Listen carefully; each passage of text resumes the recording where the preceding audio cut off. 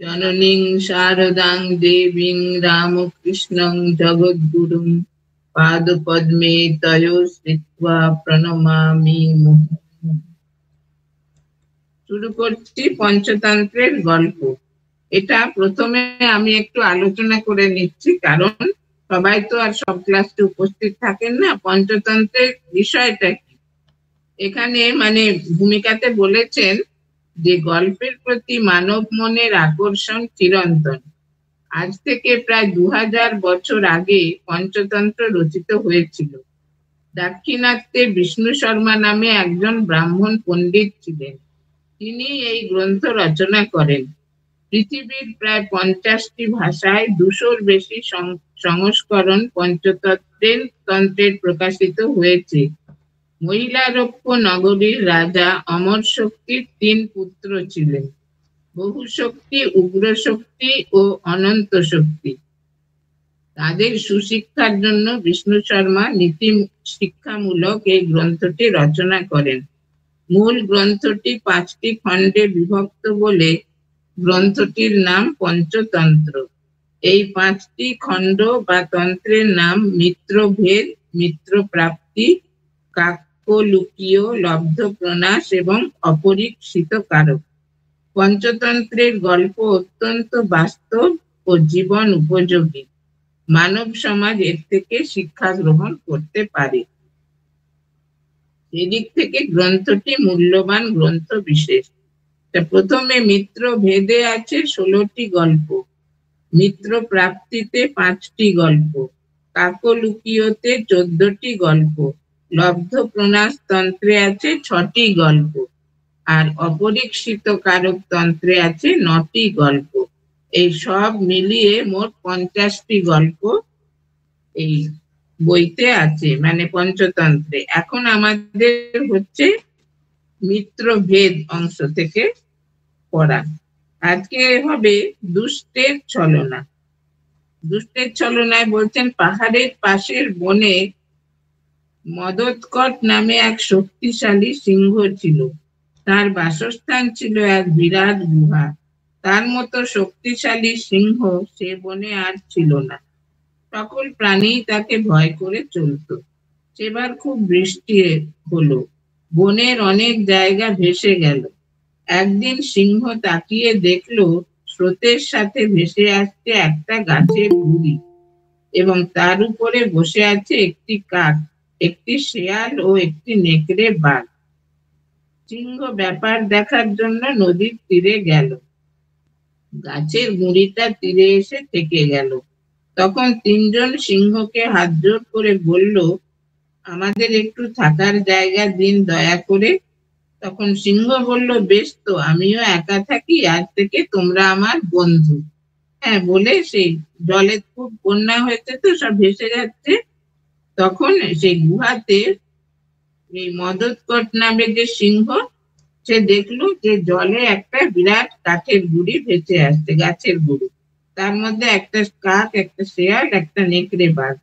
তারা যখন সেই গাছের গুড়িটা যখন নদীর তীরে এসে ঠেকলো, তখন তারা বললো হাত জোড় মানে ইয়ে করে বিনীত ভাবে যে আমাদের একটু থাকতে দেবেন।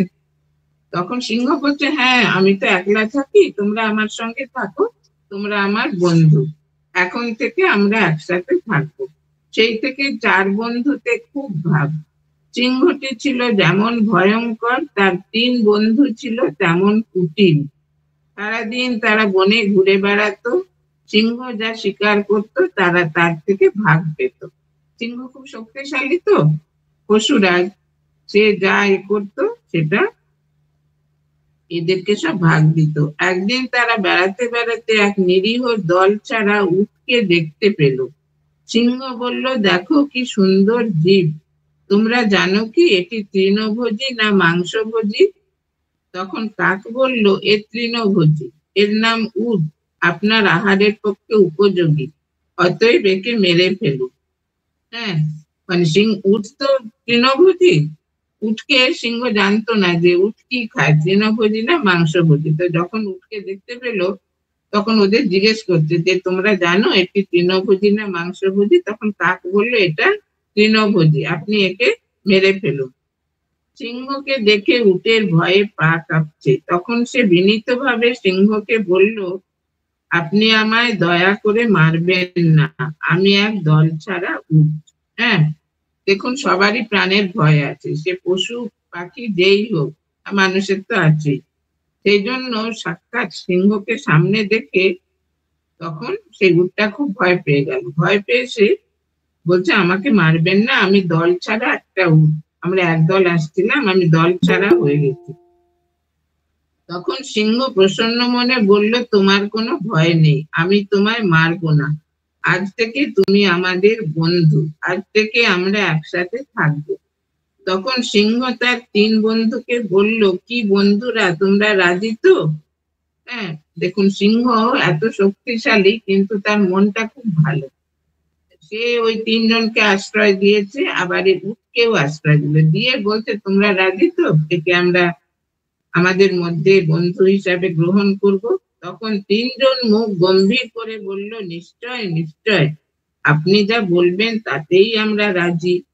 তখন উট এদের ব্যবহারে মুগ্ধ হয়ে আনন্দে বলল, আমি আপনাদের বন্ধুত্ব রক্ষা করব। সেই থেকে 5 বন্ধুতে সুখে বাস করতে লাগলো। উট ঘাস ও লতাপাতা খেয়ে জীবন ধারণ করতে লাগলো। হ্যাঁ, এটা দেখুন 5 জনে এসেছে, কিন্তু সিংহ মাংসভোজী, কিন্তু উটকে সে আক্রমণ করলো না। সে উল্টে তার সঙ্গে বন্ধুত্ব পাঠিয়ে সেই বনেই উটকে থাকতে দিল, আর সে তখন উট তখন সেই ঘাস পাতা খেয়ে জীবন ধারণ করতে লাগলো। কিছুদিন পরের কথা, বনের এক পাগলা হাতির সাথে সিংহের প্রচন্ড যুদ্ধ হলো।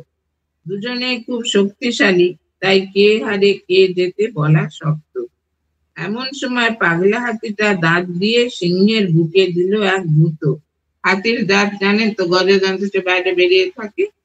সিংহ আর হাতিতে যুদ্ধ হচ্ছে, সেই সময় এই হাতিটা কি করলো, তার সেই দাঁতটা দিয়ে, গজদন্ত্র দিয়ে সিংহের বুকে একটা খুব ধাক্কা দিল, গুঁতো। মদতপট বেদনায় ছটফট করতে করতে যুদ্ধ ছেড়ে পালিয়ে এলো। সে প্রাণে বেঁচে গেল, কিন্তু আর কোথাও যেতে পারতো না, এত তার বুকে লেগেছে যে সে আর শিকার ধরতে যেতে পারতো না। বুকের ব্যথায় কাতর হয়ে মদতপট পড়ে রইল, শিকার করা তার পক্ষে সম্ভব হতো না। শেয়াল, নেকড়ে ও কাক উপোস করে দিন কাটাতে লাগলো, আর উপায় না দেখে একদিন সিংহ তার 3 বন্ধুকে বলল, বন্ধুগণ, তোমরা কোনো শিকার খোঁজ করে নিয়ে এসো, যাতে আমি তাকে বধ করে তোমাদের এবং আমার খিদের জ্বালা থেকে রেহাই পাই। হ্যাঁ, সিংহ তো যেতে পারছে না, সিংহই শিকার করে এনে এদেরকে খেতে দিত।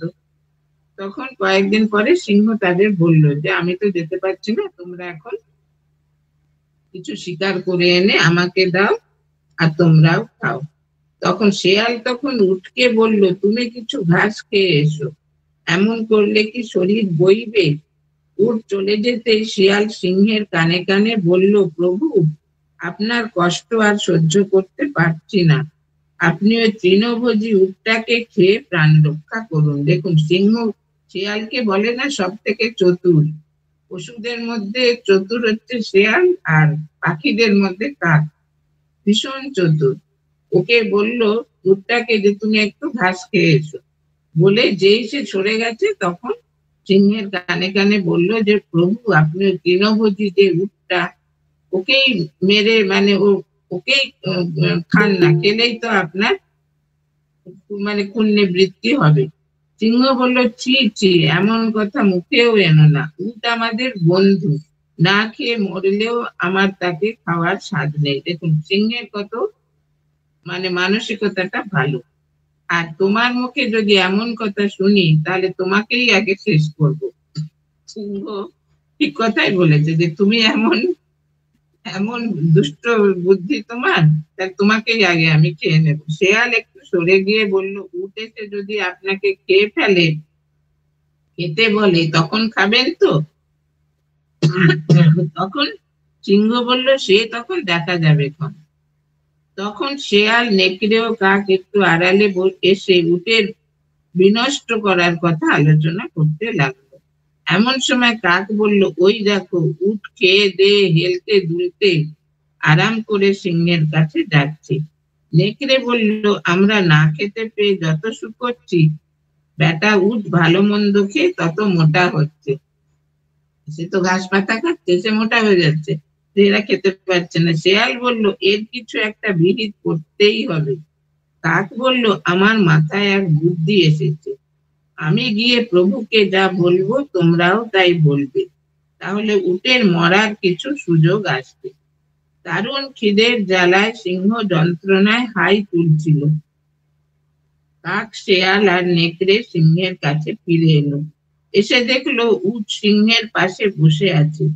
ওরা সবাই সিংহকে প্রণাম করে আসন গ্রহণ করলো। সিংহ জিজ্ঞাসা করলো, হে, তোমরা কি কোথাও কোনো প্রাণী দেখতে পেয়েছো? কাক বলল, না প্রভু, আমরা সমস্ত বন ঘুরেছি, কিন্তু কোথাও কোনো প্রাণী দেখতে পাইনি। সিংহর খুব ক্ষুধা পেয়েছে। সে তখন বলছে যে, তোমরা কিছু পেয়েছো? তখন কাক বলল, না প্রভু, আমরা পাইনি। তখন সুতরাং আজ আমায় আমায় খেয়ে আপনি প্রাণ রক্ষা করুন। আর খুব বুদ্ধিমান তো, চতুর, বলছে আজকে কিছু পাইনি, আমাকেই আপনি খেয়ে নিন। সিংহ বলল, তোমায় খেলে তো আমার পেট ভরবে না বন্ধু। শিয়াল বলল, প্রভু, কাকের কথায় কান দেবেন না। আপনার এই অসুখে ওই রোগা কাকের কুৎসিত মাংস খেলে অসুখ আরো বেড়ে যাবে। হ্যাঁ, কাকের মাংস তো তেতো হয়, তাই বলছে ওই কাকের মাংস আপনি খেতে যাবেন কেন? তেতো, আর আপনার অসুখ আরো বেড়ে যাবে। তার চেয়ে আপনি আমায় মারুন, আমার মাংস খেতেও ভালো, আর আমি মোটা সোটাও আছি। শেয়ালের কথা শেষ না হতে নেকড়ে বাঘ শেয়ালকে সরিয়ে দিয়ে বলল, প্রভু, শেয়ালের মতলব ভালো না, খেতে যদি হয় তবে আমাকেই, দেখুন কিরকম এরা প্ল্যান করছে, আমাকেই খান, আপনি খেলে আমার স্বর্গবাস হবে। কেননা বন্ধুর জন্য প্রাণ ত্যাগ করলে স্বর্গবাসী হয়। হ্যাঁ, এই অংশে দেখবেন যত বন্ধুত্ব, সে পশুদের মধ্যে হোক, পাখিদের মধ্যে, সেখানে ভেদ, একটা বিভেদের সৃষ্টি। ওই জন্য এই অংশটা না মিত্র ভেদ এইখানে। তাই বলছেন, সব এক একজন করে বলছে যে আমাকে আপনি খান। সিংহ বলল, ছি ছি, তোমরা স্বজাতি, স্বজাতিকে খেলে পাপ হয়। সে নেকড়ে বাঘ তো সিংহের স্বজাতি। উট সিংহের পাশে বসে সব শুনছিল। সে ভাবলো সবাই ঠিকই বললো, কিন্তু প্রভু এদের কাউকেই মারলো না, তাহলে আমারও কিছু না বলাটা ভালো দেখায় না। তখন উট সিংহের সামনে এসে বলল, বন্ধু, আমায় খেয়ে যদি প্রাণ বাঁচে তবে আমায় খাও।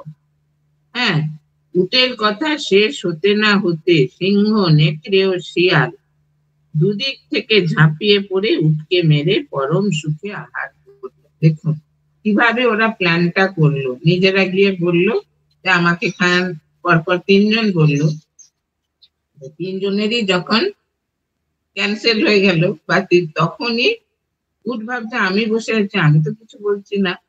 তখন সে যখন বলল, তখন সিংহ ঝাঁপিয়ে পড়লো তার উপর, আর শেয়াল আর বাঘ ওরাও ঝাঁপিয়ে পড়ে তাকে খেয়ে নিল।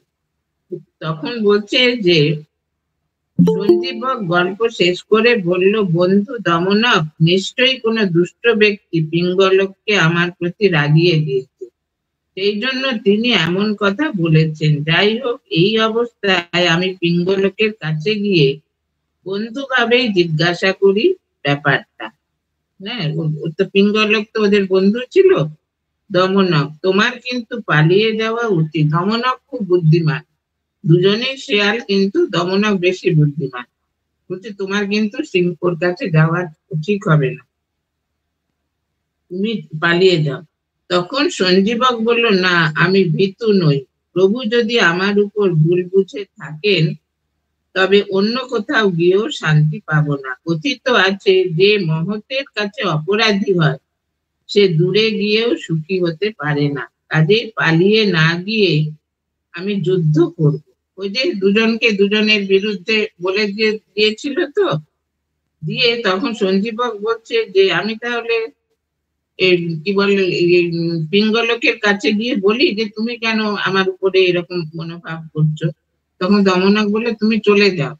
এ বললো যে না, এ সঞ্জীবক খুব ভালো, ওর মানসিকতাটা ভালো ছিল। বললো যে কথিত আছে কি মহতের কাছে অপরাধী হয়, যে মহতের কাছে অপরাধী হয় সে দূরে গিয়েও সুখী হতে পারে না, কারণ তার মনে সে বিবেকের দংশন হয় যে আমি এটা এই অপরাধটা করলাম এত ভালো মানুষের কাছে।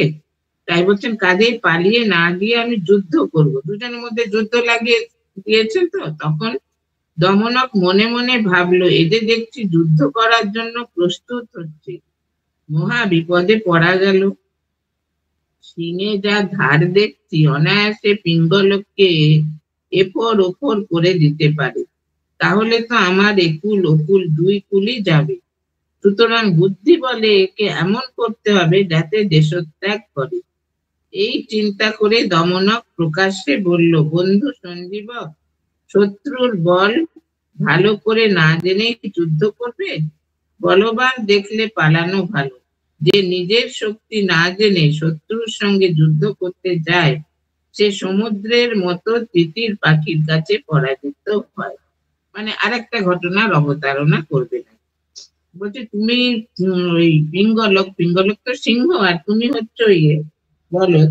বলছে তুমি যদি ওর বল না জেনে যুদ্ধ করতে যাও তাহলে তুমি বিপদে পড়বে। কেমন বিপদে পড়বে? বলছেন সে সমুদ্রের মতো তিতির পাখির কাছে পরাজিত হয়। সঞ্জীবক বলল তিতির পাখির ঘটনাটা কি? দমনক তখন তিতির ও সমুদ্র এই গল্পটা বলতে লাগলো।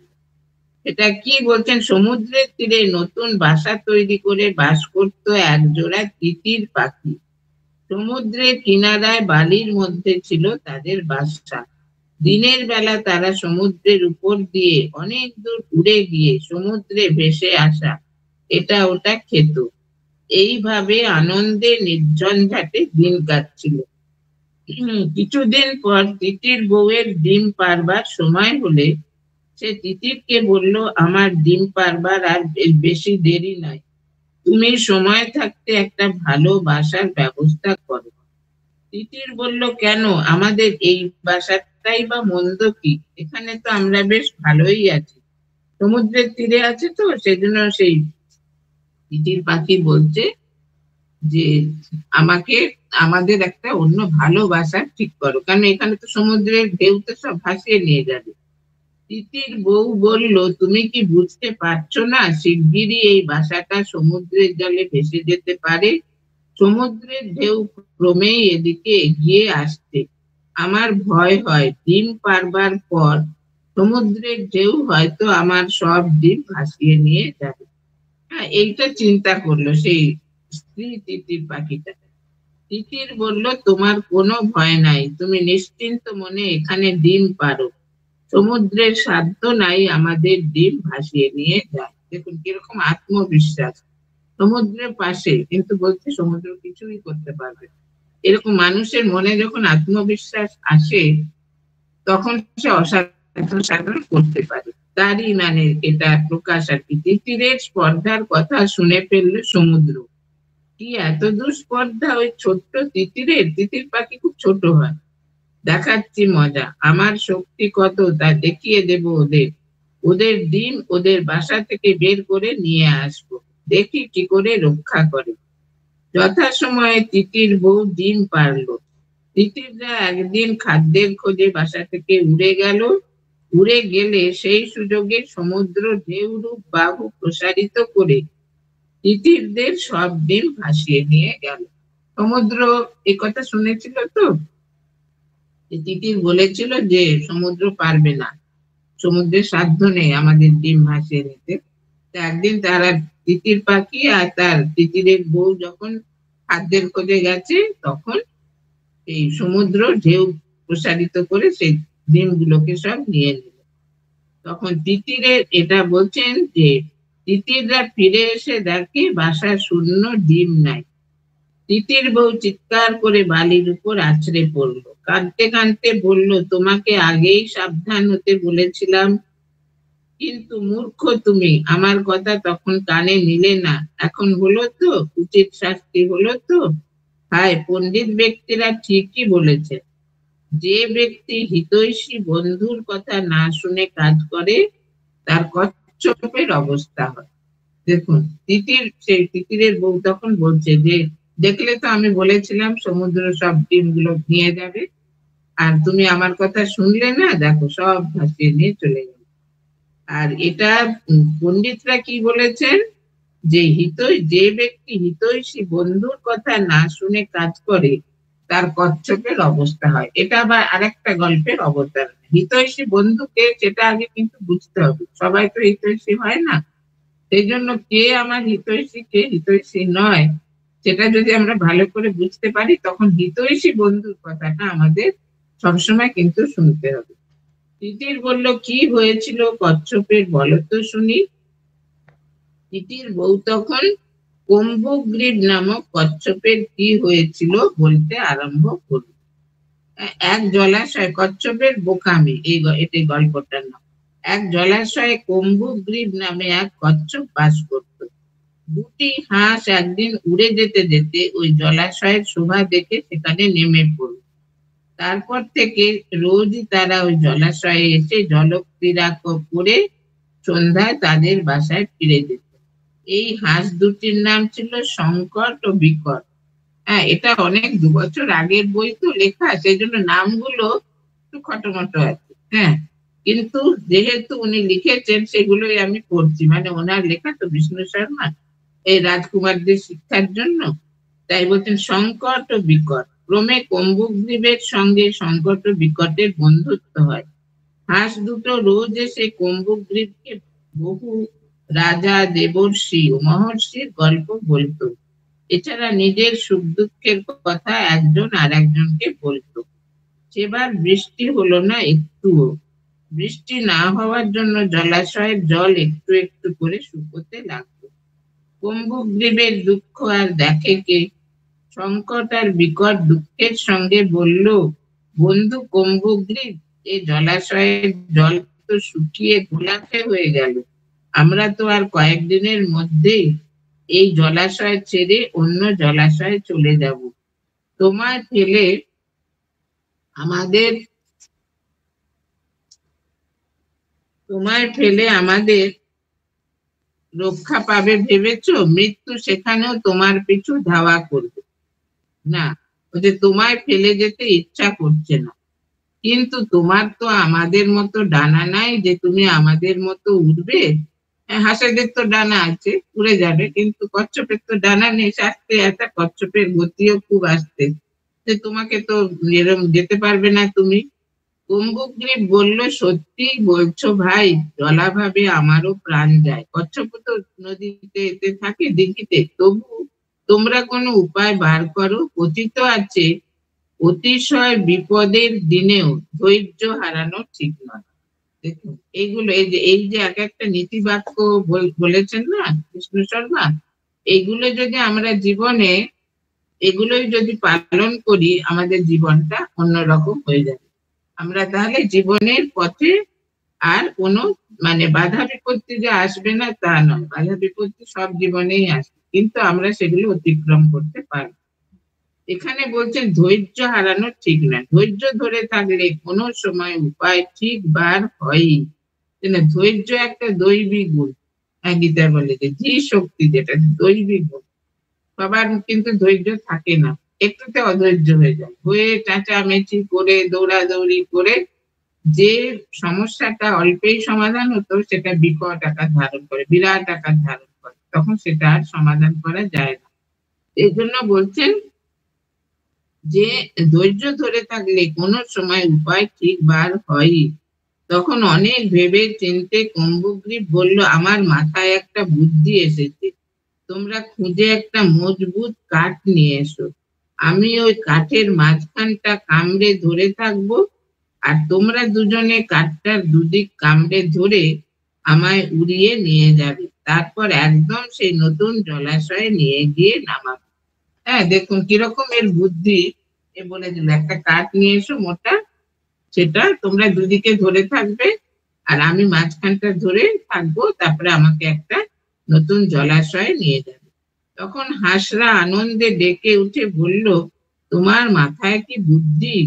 তবে নিয়ে যাবার সময় যেন কোনো কথা বলো না, তাহলে কিন্তু একদম পড়ে যাবে। মানে কথা বলে তো মুখটা খুলে যাবে আর পড়ে যাবে।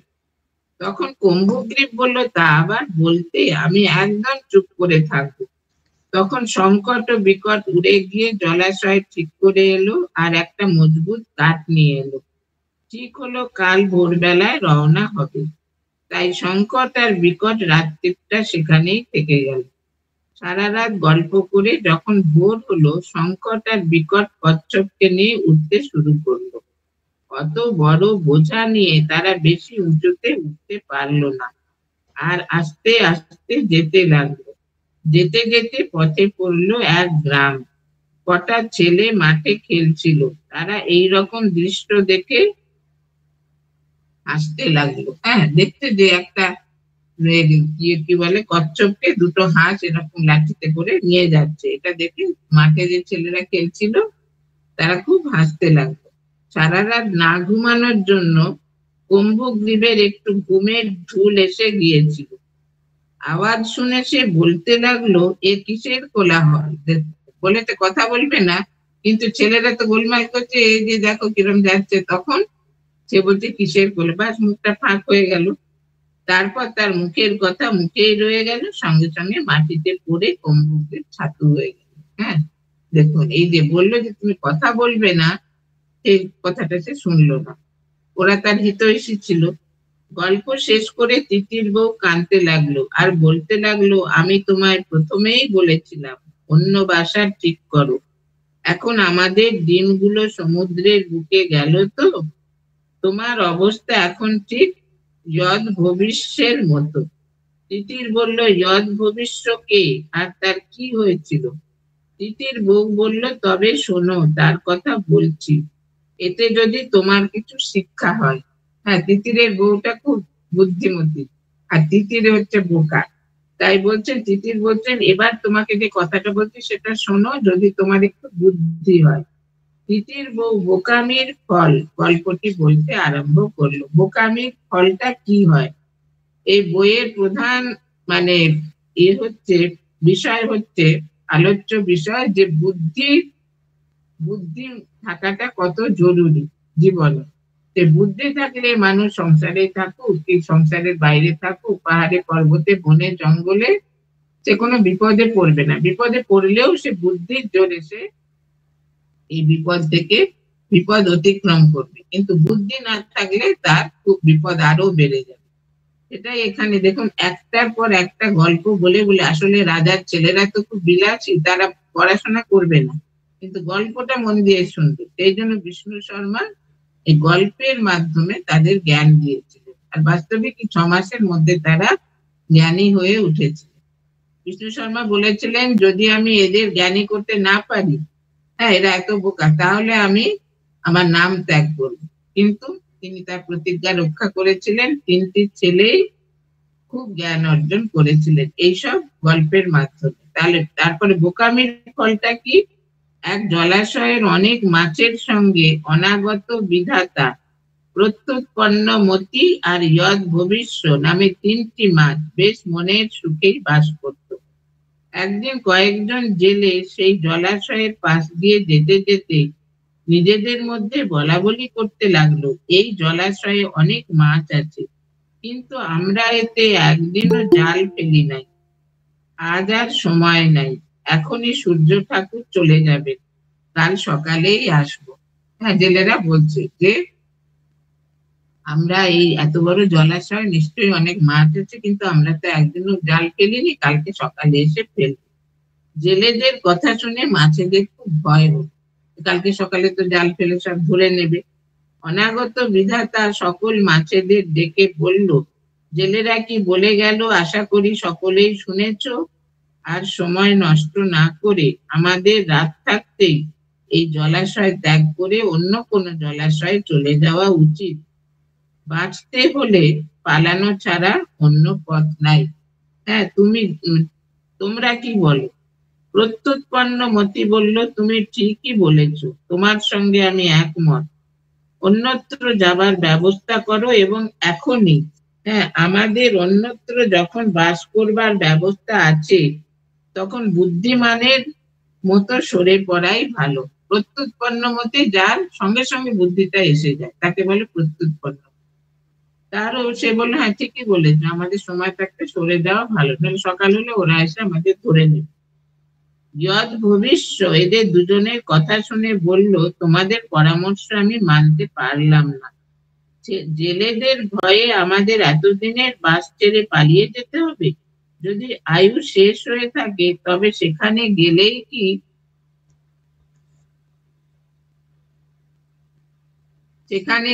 কি রক্ষা পাবে ভেবেছ? মৃত্যু সেখানেও তোমার পিছু ধাওয়া করে যাবে। ইয়দ ভবিষ্য মানে ভবিষ্যতে যা হবে, সেই জন্য সে বলছে না আমি যাব না, মৃত্যু থাকলে সেখানেও মৃত্যু হবে, কোনো মতেই নিস্তার পাবে না তোমরা। আর একটা কথা আছে না, কোনো জিনিস অরক্ষিত অবস্থায় থাকলেও দৈবের বিধানে তা রক্ষা পেতে পারে, আবার অতি যত্নে রাখলেও দৈবের বিধানে তা ধ্বংস হতে পারে। মানে দৈব বলবতী, দৈব যা আছে বিধান সেটা হবেই। সেই জন্য তাছাড়া জেলেরা আদৌ না আসতেও তো পারে, আসবেই এমন কি কথা আছে? তাই আমি যাব না, তোমরা যেতে চাও যেতে পারো। তখন অনাগত বিধাতা ও প্রত্যুৎপন্ন মতি দুজনে নিজের পরিবার শুদ্ধ সেই জলাশয় থেকে চলে গেল। পরদিন সকালে জেলেরা এসে জলাশয়ে জাল ফেলল। জলাশয়ের সব মাছের সঙ্গে যদ ভবিষ্যকেও ধরে ফেলল। যদ ভবিষ্য যত পালাবার চেষ্টা করলো ততই সে জেলেদের জালে আরো বেশি করে আটকে যেতে লাগলো। হ্যাঁ, জাল থেকে পালাবার চেষ্টা করছে, জালটা আরো তাকে আটকে দিচ্ছে। এই গল্প শুনে তিতির বলল, তুমি কি আমার ইয়দ ভবিষ্যের সঙ্গে তুলনা করছো? আর তিতিরকে তো বলেছে তোমার যদি একটু বুদ্ধি হয়। তাই তিতির বলছে, তুমি কি আমাকে এই ইয়দ ভবিষ্যের মতো বোকা ভেবেছো? যা হোক, তুমি আমার বুদ্ধির প্রখরতা দেখো, আমি ঠোঁট দিয়েই সমুদ্র শুকিয়ে ফেলবো। হ্যাঁ, এইটুকু পাখি সে বলছে ঠোঁট দিয়ে সমুদ্র শুকিয়ে ফেলবো। দেখবে ওই সে ডিম দিতে বাধ্য হবে। তিতিরের কথা শুনে তার বউ এত দুঃখেও না হেসে থাকতে পারলো না। সে বলল, নিজের শক্তি না জেনে যে অন্যের সঙ্গে ঝগড়া করতে যায় পতঙ্গের আগুনে পোড়ার মতোই তার দশা। হ্যাঁ, নিজের শক্তিটা আগে জানতে হবে যে আমার কতখানি ক্ষমতা। এটা না জেনে সে অন্যের সঙ্গে যদি মানে তর্কাতর্কি বা ঝগড়া বা মারামারি করতে যায়, সে পতঙ্গ যেমন আগুনে পুড়লে তার প্রাণ নাশ, সেরকমই তার হয়। তখন বলছে, তিতির বলল, তুমি এরকম বলো না, যাদের উৎসাহ আছে তারা ছোট হলেও বড় কাজ করতে পারে। কথিত আছে রাহু যেমন পূর্ণচন্দ্রের সম্মুখীন হয়, সেইরূপ ক্রুদ্ধ ব্যক্তিও প্রবল মৃত্যুর সম্মুখীন হয়। হ্যাঁ, রাহু তো পূর্ণদের যখন গ্রহণ হয়, চন্দ্র গ্রহণ সূর্য গ্রহণ, তখন তো আমরা বলি না যে রাহু গ্রাস করবে। সেই রকম রাহু যেমন পূর্ণচন্দ্রের সম্মুখীন হয়, সেই রকম ক্রুদ্ধ ব্যক্তি যে খুব রেগে যায় সেও মৃত্যুর সম্মুখীন হয়। হ্যাঁ, হাতি বৃহৎ হলেও সামান্য অঙ্কুশ দ্বারা পরিচালিত হয়। জানেন তো, হাতির পিঠে যে থাকে আর কি, হাতিকে যে চালনা করে মাহুত, তার হাতে একটা ছড়ির আগায় একটা মানে বেতের মতো ইয়ে থাকে। যখন হাতি এদিক ওদিক যায় অঙ্কুশ মারলে হাতি ঠিক হয়ে যায়, মানে আবার ঠিক পথে চলতে থাকে। সেই বলছেন যে অঙ্কুশ দ্বারা পরিচালিত হয়। আমিও আমার ছোট্ট ঠোঁট দিয়ে সমুদ্রকে শোষণ করে ফেলবো। তিতির বউ বলল, তুমি বীরের মতোই কথা বলেছ বটে, তবে এ কাজ তোমার একার দ্বারা সম্ভব হবে না। যদি তুমি সত্য সত্যই সমুদ্রকে জব্দ করতে চাও তবে তোমার সকল বন্ধু ও হিতাকাঙ্ক্ষীদেরও সঙ্গে নাও। কথিত আছে অনেক ক্ষুদ্র ক্ষুদ্র বস্তু একত্র হয়ে এক বিরাট বস্তুর সৃষ্টি হয়। একটা তৃণের কোনো শক্তি না থাকলেও বহু তৃণকে একত্র করে যে দড়ি তৈরি হয় তা দিয়ে হাতিকেও বেঁধে রাখা যায়। হ্যাঁ, আমরা বলি না যে একটা তৃণ একেবারে যে কেউ ছিঁড়ে ফেলতে পারে, কিন্তু অনেক তৃণ একসঙ্গে জড়ো করে যদি একটা দড়ির মতো পাকানো যায়, সেটা হাতিকে হাতি সেটা ছিঁড়তে পারবে, এত শক্তিশালী। এটা এই প্রসঙ্গে একটা গল্প বলছি। একজন কৃষক, তার 3-4 জন ছেলে ছিল। তারপরে কৃষকের বয়স হয়েছে, তিনি তো মারা যাবেন, তো বলতে আমার এই সম্পত্তি এত, জমি জায়গা চাষবাস কাকে দেব। ছেলেদের মধ্যে সদ্ভাব ছিল না, সব যে যার ঝগড়া করতে, যে যার সংসার নিয়ে। তখন তিনি মৃত্যু শয্যায় সবাইকে ডাকলেন, ডেকে প্রত্যেকের হাতে একটা করে লাঠি দিলেন, সরু, বলে তোমরা এটা ভাঙো। তো সবাই পটপট করে ভেঙে দিল। তারপরে এক গোছা লাঠি এক একজনের হাতে দিয়ে, এবার ভাঙো তো, না পারছে না, একসঙ্গে অনেকগুলো। তখন তিনি বললেন, দেখেছো, তোমরা যদি একা একা থাকো তাহলে তোমাদের বাইরের শত্রু আক্রমণ করে ভেতরেও তোমরা শান্তি পাবে না, কিন্তু তোমরা যদি মিলেমিশে থাকো, একান্নবর্তী পরিবার, তাহলে তোমরা কিন্তু সুখে শান্তিতে থাকবে, আর কেউ তোমাদের কিছু করতে পারবে না। যেমন এক গোছা লাঠিকে তোমরা ভাঙতে পারলে না। তখন সে বাবার কথায় ছেলেরা একসঙ্গে থাকতে সম্মত হলো। এখানেও ঠিক তাই বলছেন, যে তৃণকে একত্র করে যে দড়ি তৈরি হয়, তা দিয়ে হাতিকেও বেঁধে রাখা যায়।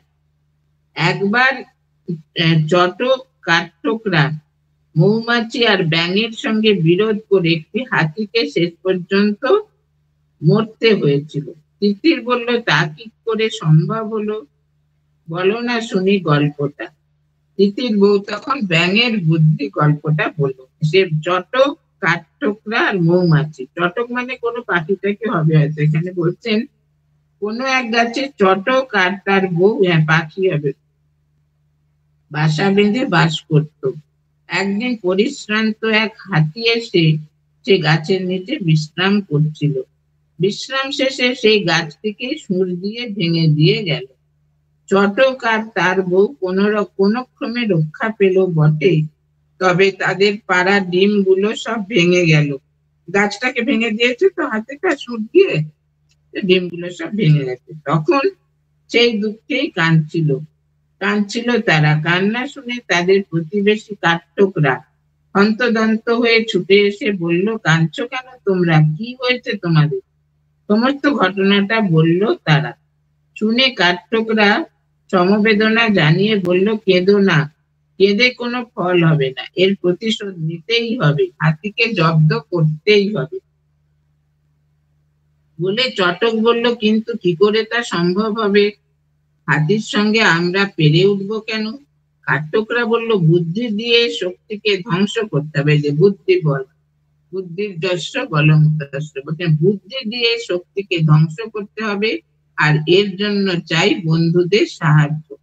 চলো আমরা বিশিষ্ট বন্ধু মধুকরের কাছে যাই। মধুকর মৌমাছি, মৌমাছির কাছে যাই, গিয়ে আমরা তার সঙ্গে আলোচনা করি, তার সঙ্গে এ বিষয়ে পরামর্শ করতে হবে। দুইজনে মধুকরের কাছে গিয়ে উপস্থিত হলো। গাছের ডালে মস্ত এক মৌচাক। অনেকক্ষণ চলল তাদের পরামর্শ। মধুকর বলল, আমিও তোমাদের সঙ্গে একমত। হাতির শক্তি আছে বলেই সে দুর্বলের অনিষ্ট করবে, এ কিছুতেই সহ্য করা হবে না। হাতিকে এর শাস্তি পেতেই হবে। চলো আমার বন্ধু মেঘনাদের কাছে। মধুকরের এক ব্যাঙ বন্ধু ছিল, তার নাম মেঘনাদ। হ্যাঁ, ব্যাঙের কাছে তখন গেল। সব শুনে ব্যাঙ বলল, ক্রুদ্ধ বহু সংখ্যকের সঙ্গে একার শক্তি কিছুই নয়। এই যে একতাই বল, একতাই শক্তি, একতাই বল। সেই জন্য আমার পরামর্শ মতো চলো, দেখবে আমরা কৃতকার্য হবই। বন্ধু মধুকর, আজ দুপুর বেলা হাতি যখন খেয়ে দিয়ে শোবে, তুমি তখন হাতিটির কানের কাছে গিয়ে তোমার সুমধুর সুর শোনাবে। হ্যাঁ, মৌমাছি একটা গুনগুন গুনগুন করে না, সেই কানের কাছে তোমার এই সুরটা শোনাবে। তোমার সুর শুনে যেন হাতিটি ঘুমিয়ে পড়ে।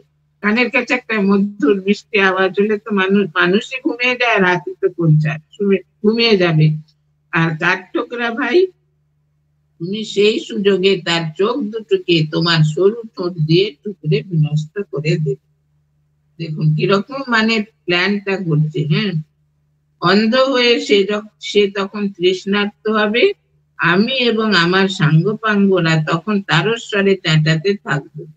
হ্যাঁ, জলাশয় ভেবে সে তখন আমাদের এদিকে আসবে আর গর্তের মধ্যে পড়ে তার দফা রফা হবে। দেখুন, মৌমাছি আর ব্যাঙ আর এই যে কাঠঠোকরা, এদের কিরকম বুদ্ধি! ব্যাঙের পরামর্শ মতোই কাজ হলো। ততক্ষণে দুপুর হয়েছে, হাতির ছায়ায় বিশ্রাম করতে। ব্যাঙের কথা মতো মধুকর গুনগুন সুরে গান গিয়ে হাতিকে ঘুম পাড়িয়ে দিল। সাথে সাথে কাঠঠোকরা গিয়ে হাতির চোখ দুটো তার ঠোঁট দিয়ে ঠুকরে কানা করে দিল। হাতির চোখটা ছোট ছোট, সে কানা মানে হয়ে গেল, অন্ধ হয়ে গেল। হ্যাঁ, তখন হাতি লাফিয়ে উঠে কিছুই দেখতে পেল না, খালি ছোটাছুটি করতে লাগলো। ফলে তার প্রচন্ড তৃষ্ণা পেল, কিন্তু সে কিছুই দেখতে পাচ্ছে না। এই সুযোগে ব্যাঙ কাদা পুকুরে গিয়ে তার সাঙ্গপাঙ্গদের নিয়ে জোরে চেঁচাতে লাগলো। আমরা তো জানি যে বৃষ্টি হলে ব্যাঙ ডাকে, তা হাতি ভাবছে যে ব্যাঙ যখন ডাকতে নিশ্চয়ই কাছে জলাশয় আছে। কিরকম পরিস্থিতি দেখুন! তখন সে হাতি ব্যাঙের কণ্ঠস্বর অনুসরণ করে সেদিকে জল খেতে গেলে কাদা পুকুরে পড়ে গিয়ে তার সব আশা মাটি হলো। কাদার মধ্যে তার পা এমন ভাবে আটকে গেল যে সে আর উঠতে পারল না।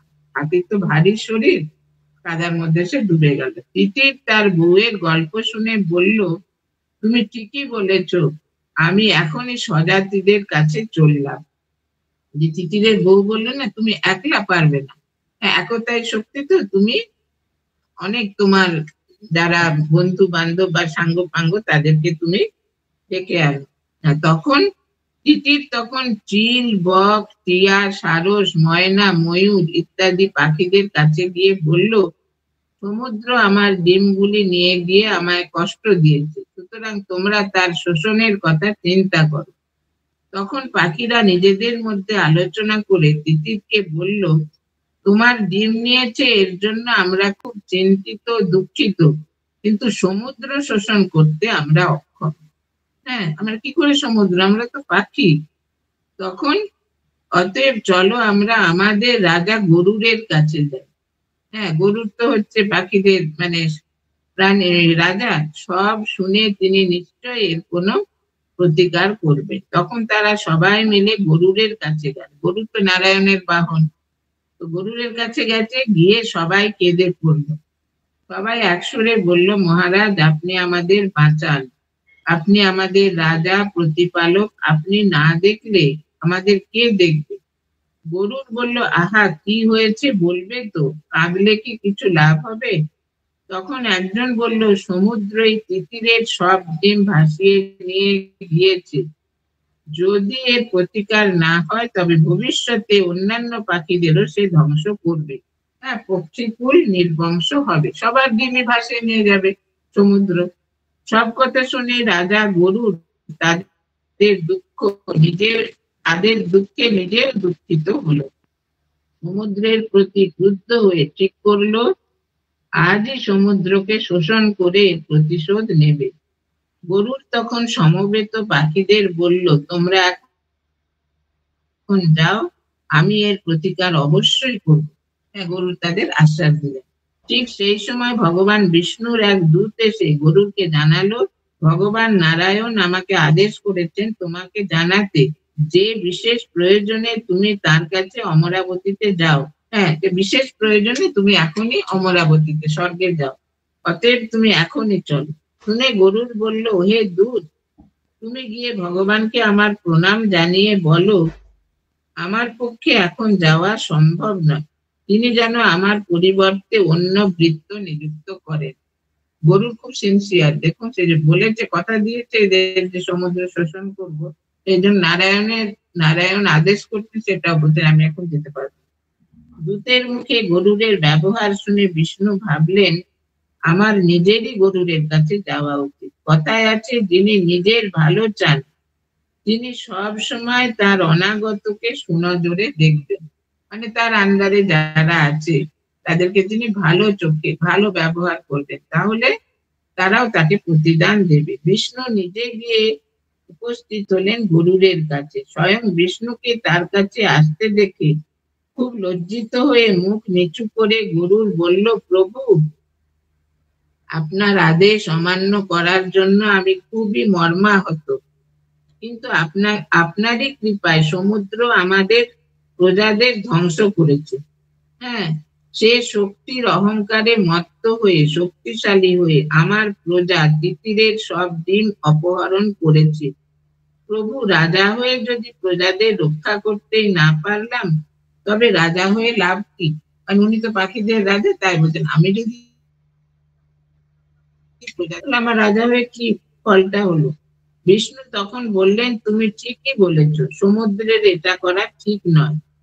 চলো আগে আমরা গিয়ে সমুদ্রের কাছ থেকে ডিম নিয়ে তিতিরকে সন্তুষ্ট করি, তারপর অমরাবতীতে যাব।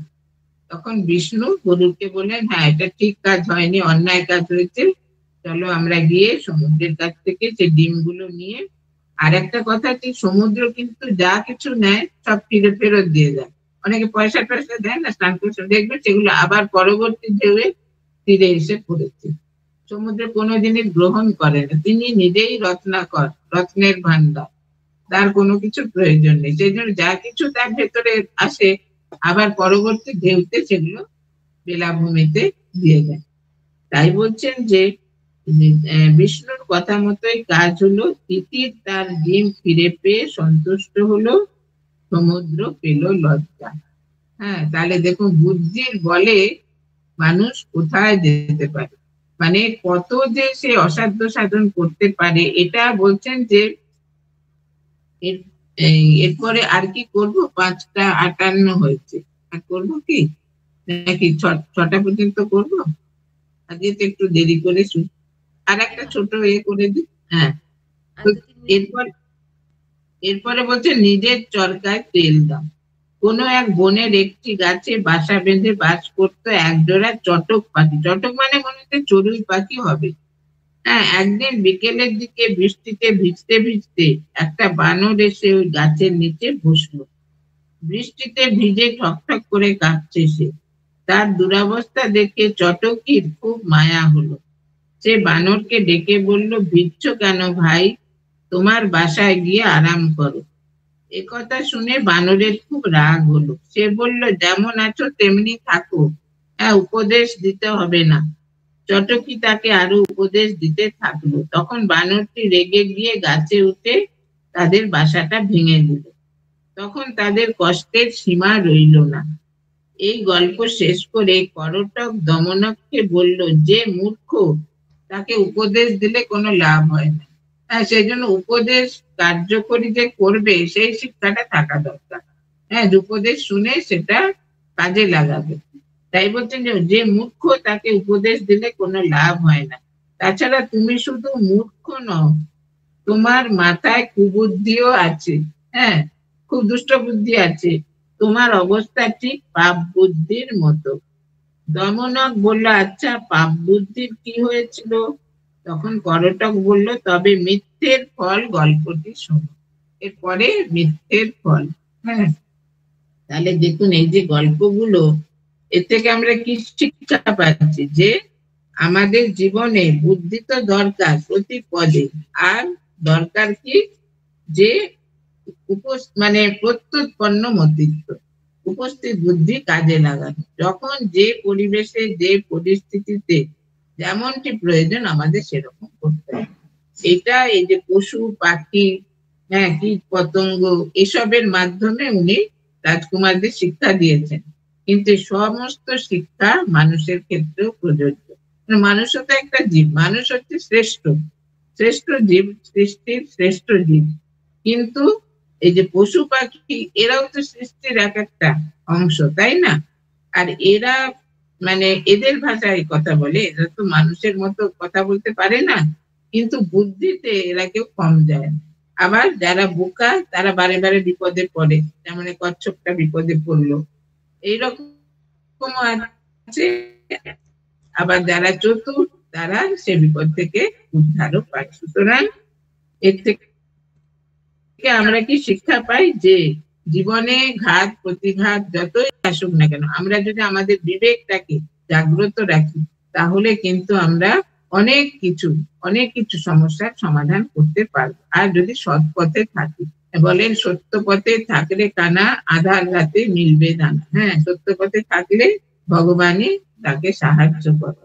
সেই জন্য সত্য আচরণ করা, ঠাকুর বলেছেন যে সবসময় সত্যকে ধরে থাকবে। ঠাকুর সব দিলেন মা কালীকে, এই নাও তোমার ধর্ম, এই নাও তোমার অধর্ম, হ্যাঁ এই নাও তোমার মানে পাপ, এই পুণ্য, কিন্তু এই সত্যকে দিতে পারলেন। সত্যকে তিনি নিজেই সত্য স্বরূপ। আর মা বলছেন যে সত্য কথাটি ধরে আছে সে ভগবানের কোলে শুয়ে আছে। স্বামীজি বলতেন সবকিছুর জন্য সত্যকে, এই সত্যের জন্য সবকিছু ত্যাগ করা যায়, কিন্তু কোনো কিছুর জন্য সত্যকে ত্যাগ করা যায় না। এই যে নীতি বাক্যগুলো দেখুন, সমস্ত কিছু এই পঞ্চতন্ত্র আজ থেকে 2000 বছর আগে তিনি কত চিন্তা ভাবনা করে রাজকুমারদের শিক্ষার জন্য এই বই রচনা করেছিলেন, যে তার কোনো মানে তার বুদ্ধির কোনো সীমা ছিল না, অসীম বুদ্ধি ছিল তার। আর সেটা তিনি এই মানব কল্যাণে পরে আবার প্রিন্ট হয়েছে, হয়ে এখন আমরা সেটা করে উপকৃত হচ্ছি। তাহলে আজকে এই পর্যন্তই থাক। নিজের চরকায় তেল দাও, এটা একটা প্রবাদ। আমরা বলি না অয়েল ইউর ওন মেশিন, হ্যাঁ, আর তোমরা পরে রেতে অনেকের সবার নাক গলানো, তখন আমরা বলি অয়েল ইউর ওন মেশিন, তোমরা অন্যকে নাক করবে না। সেই জন্য প্রত্যেকেই যদি নিজের চরকায় তেল দেয় তাহলে আর এই জীবনে কোনো ঘাত প্রতিঘাত আসে না। কিন্তু সেটা মানুষের স্বভাব নয়, মানুষের স্বভাবই হচ্ছে অপরের রেতে নাক গলানো। সেই জন্য নিজের চরকায় তেল দেওয়া একটা প্রবাদ বাক্য হয়ে গেছে। তো আজকে এ পর্যন্তই থাকলো। সবাই ভালো থাকবেন, আনন্দে থাকবেন, আর নিজের মনে মানে সত্য সংকল্প হতে চেষ্টা করবেন, আর নিজের বিবেককে জাগ্রত রাখবেন। এই কথা বলে আজকে আমি এই পঞ্চতন্ত্রের মানে গল্পের ক্লাস এটা শেষ করছি। পর্যায়ে এগিয়ে যাব। আমাদের পরবর্তী নিবেদনে রয়েছে সঙ্গীতাঞ্জলি নিবেদন করবেন সুতপা ব্যানার্জি। দিব্যত্রয়ীর চরণে আবমিলণ্ঠিত প্রণাম জানাই। মাতাজিকে আমার সশ্রদ্ধ প্রণাম জানিয়ে আমি একটি ঠাকুরের গান পরিবেশন করছি। বঙ্গ হৃদয় গোমুখী হইতে করুণা গঙ্গা বহিয়া যায়, এসো ছুটে শোকে আছো মানব শুষ্ক কণ্ঠ পিপাসায়। বঙ্গ হৃদয় গোমুখী হইতে করুণা গঙ্গা বহিয়া যায়, এসো ছুটে শোকে আছো মানব শুষ্ক কণ্ঠ পিপাসায়। বঙ্গ হৃদয় গোমুখী হইতে ব্যর্থ বাসনা অনল দহন সহিলে কত না জনম মরণ। ব্যর্থ বাসনা অনল দহন সহিলে কত না জনম মরণ। আলেয়ার সাথে ছুটিতে ছুটিতে, আলেয়ার সাথে ছুটিতে ছুটিতে শ্রমজ সলিল সিক্ত কায়। স্নিগ্ধ সলিলে বারে করবিলে সকল জ্বালা জোড়াবে তাই।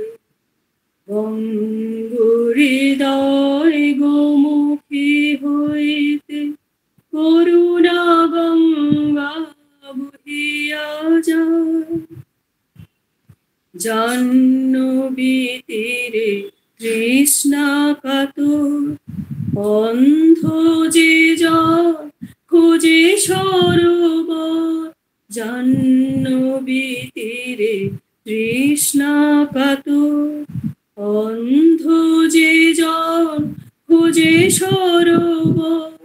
রাম কৃষ্ণ পুত গঙ্গা, রাম কৃষ্ণ পুত গঙ্গা, ব্রহ্মানন্দ সাগরে ধায়, ও কবসান ব্যর্থ প্রয়াণ, ও কবসান ব্যর্থ প্রয়াণ, এসো ছুটে এসো ধরি গোপাল, বঙ্গহৃদয় গোমুখী হইতে করুণা গঙ্গা বহিয়া যায়, এসো ছুটে এসো কে আছো